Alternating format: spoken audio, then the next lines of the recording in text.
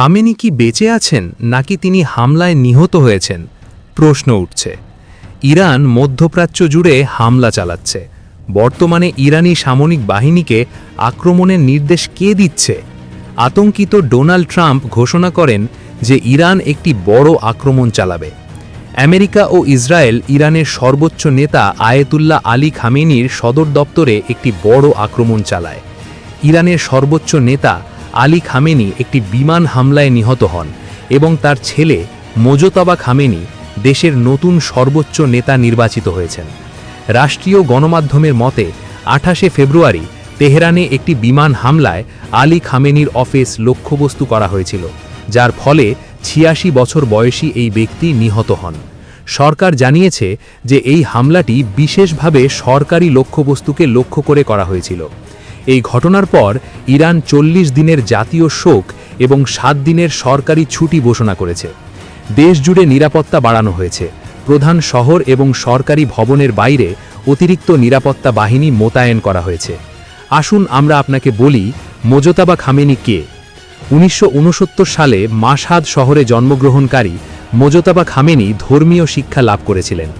Iran Iraq যুদ্ধের শেষ পর্যায়ে তিনি বিপ্লবী রক্ষী বাহিনীতে দায়িত্ব পালন করেছিলেন এবং দীর্ঘদিন ধরে তার বাবার ঘনিষ্ঠ বলে বিবেচিত ছিলেন। অনেক গুরুত্বপূর্ণ সিদ্ধান্তে তিনি পর্দার আড়ালে ভূমিকা পালন করেছেন বলে জানা যায়। যদিও তিনি কখনো কোনো গুরুত্বপূর্ণ সরকারি পদে অধিষ্ঠিত ছিলেন না, তবুও তিনি তার বাবার একজন বিশ্বস্ত উপদেষ্টা ছিলেন।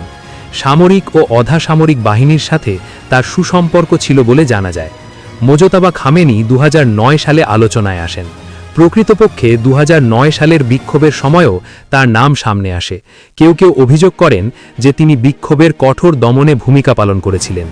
এখন সর্বোচ্চ নেতা হিসেবে তার আরোহণ দেশে একটি নতুন রাজনৈতিক বিতর্কের জন্ম দিয়েছে। ১৯৭৯ সালের বিপ্লবের সময় বংশের ভিত্তিতে ক্ষমতা হস্তান্তরের বিরোধিতা ছিল এবং তাই কেউ কেউ তার নির্বাচন নিয়ে প্রশ্ন তুলছেন।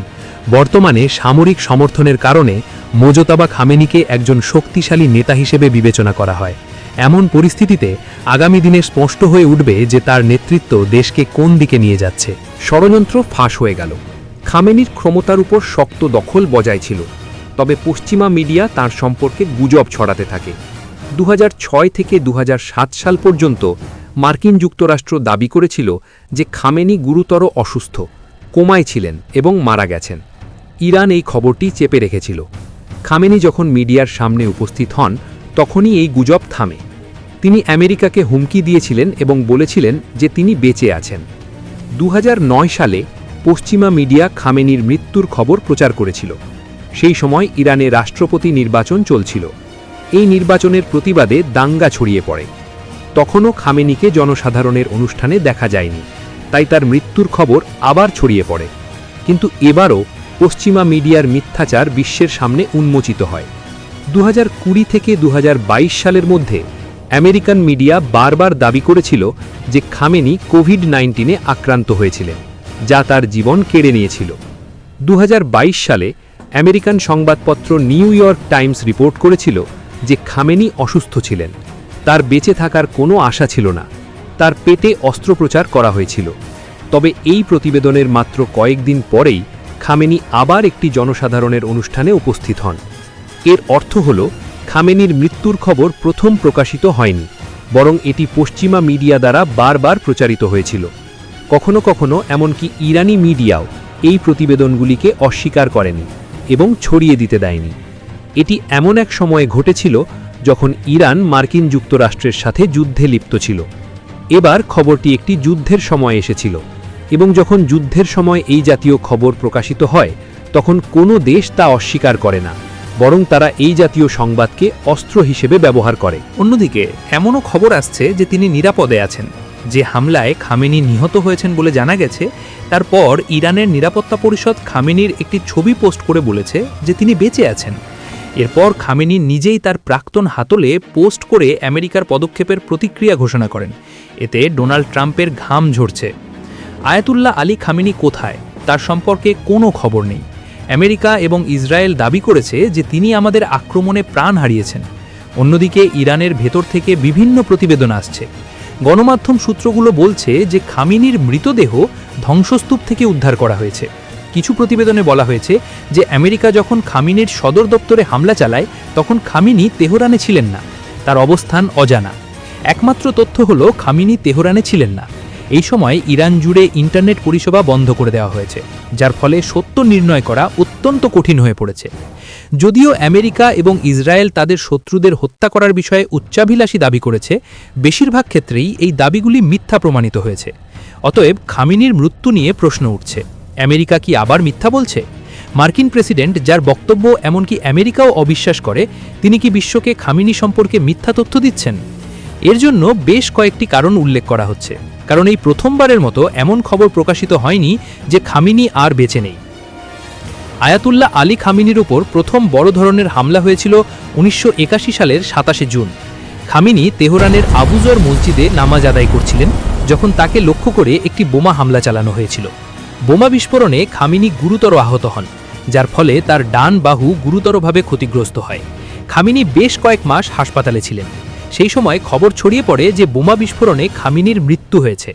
পশ্চিমা গণমাধ্যমগুলি এই খবরটি এত ব্যাপকভাবে প্রচার করেছিল যে বিশ্ব ধরে নিয়েছিল যে তিনি মারা গেছেন। এমনকি ইরানের মানুষও এটি বিশ্বাস করতে শুরু করেছিল। তবে কয়েকদিন পরে খামিনির ছবি প্রকাশিত হয়েছিল, যা পশ্চিমা দেশগুলিকে হতবাক করেছিল। তিনি সম্পূর্ণ নিরাপদ। এটি মার্কিন যুক্তরাষ্ট্র এবং ইসরায়েলের দাবি নিয়ে প্রশ্ন তোলে যে খামেনি মারা গেছেন এবং ইরানের সেনাবাহিনী তার মৃতদেহ উদ্ধার করেছে। এখন যখন এত বড় দাবি করা হচ্ছে, তখন খামেনের শেষ ছবি বা ভিডিও কেন এখনও প্রকাশ করা হয়নি? খামেনে যদি মারা যান, তাহলে তাকে কবে দাফন করা হবে তা এখনও স্পষ্ট নয়।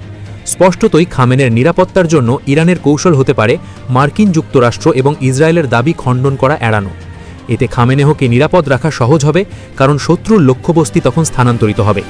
খামেনেহকে খুঁজে না পাওয়া পর্যন্ত তিনি মার্কিন যুক্তরাষ্ট্র এবং ইসরায়েলের জন্য প্রাথমিক লক্ষ্যবস্তু থাকবেন এবং তাকে নিরাপদ রাখা ইরানের প্রাথমিক দায়িত্ব হবে, কারণ তিনি ইরানের শীর্ষ নেতা। এখন যদি তার মৃত্যুর খবর ছড়িয়ে পড়ে, তাহলে ইরানের জন্য তাকে নিরাপদ রাখা আরও সহজ হবে।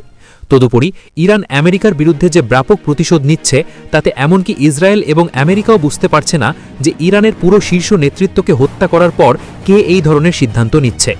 ইরানের সামরিক বাহিনীকে এতক্ষণে ধ্বংস করে দেওয়া উচিত ছিল, কিন্তু সে সমগ্র মধ্যপ্রাচ্যে ধ্বংসযজ্ঞ চালাচ্ছে। তাহলে খামেনে বেঁচে আছেন নাকি মারা গেছেন তা কয়েক দিনের মধ্যেই স্পষ্ট হয়ে যাবে। নমস্কার বন্ধুরা, কেমন আছো তোমরা সবাই? আশা করি অনেক ভালো আছো। আমি তোমাদের বন্ধু অর্ণব কাঞ্জিলাল। ভিডিওটা কেমন লাগলো সবাই একটু কমেন্ট করে জানাও। ভালো লাগলে একটা লাইক করে দিও, আর বেশি বেশি বন্ধুদের মাঝে শেয়ার করে দাও। চ্যানেলটি সাবস্ক্রাইব করে রাখবেন, পাশে বেল আইকনটি ক্লিক করে দেবেন। সবার আগে ভিডিও পেতে আপনার সুবিধা হবে।